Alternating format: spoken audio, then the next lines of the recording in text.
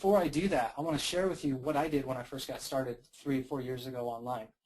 And I learned this from one of my mentors, and that's Jonathan Budd. And he said, you know, if you don't know what to talk about, watch one of my videos daily, and say the same thing I'm saying. Now, is that plagiarism? No. No, it's not, because I'm not saying say exactly what Jonathan Budd says or Nick Logan says or Kerry Rogney says.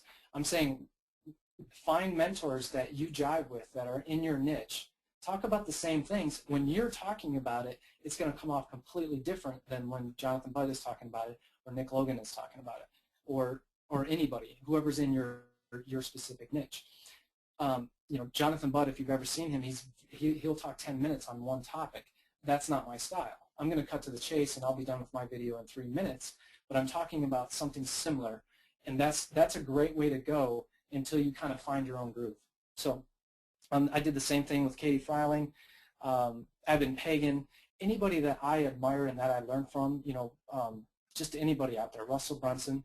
I'm going to go and talk about similar concepts. If you think about it, those people did not invent these concepts. They learned it from somebody else too. So it's not stealing content. It's, you know, it could be as simple as saying, I watched the Jonathan Budd video today. Today he was talking about this. This is how it hit home for me. This is what that video means to me. And in that blog post, you can even link back to the video that he did. And I'm going to show you how to do that. So no, that's not plagiarism. You're giving somebody credit. You're not copying them word for word. You're putting your own voice in there. So you know, look at Kerry Rogney's coaching on blogging. Do you think Kerry just invented all this stuff? No, he learned these techniques from individuals who learned them from other individuals who pieced them together from other individuals. So that's something I struggled with at first. It's like if I'm really saying what somebody else is saying, you know, am I being authentic? It's authentic when you do your own video and you put your own words to a certain topic. All it is a topic.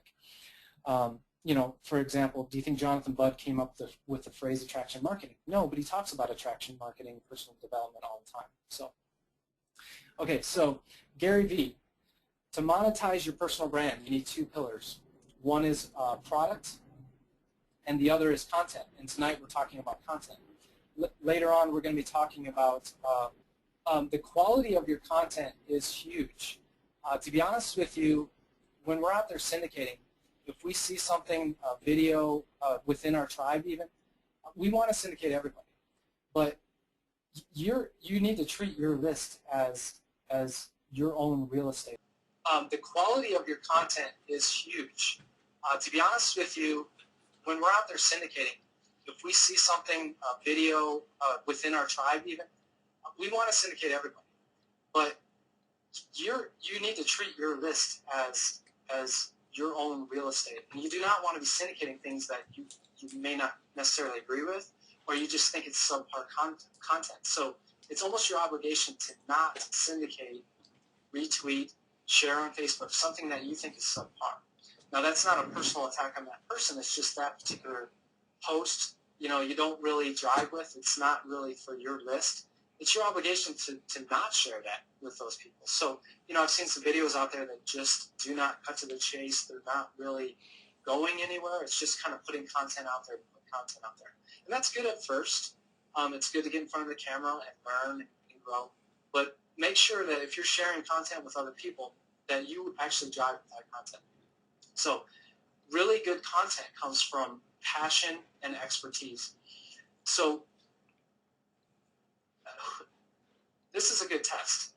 Can you talk about your niche better than anybody else? If you can't, then what do you need to do? You need to get some education. You need to do your homework. You need to read books. This is work. This is a lot of work, and it's a lot of fun. But you need to get some expertise. Otherwise, nobody's going to listen to your stuff.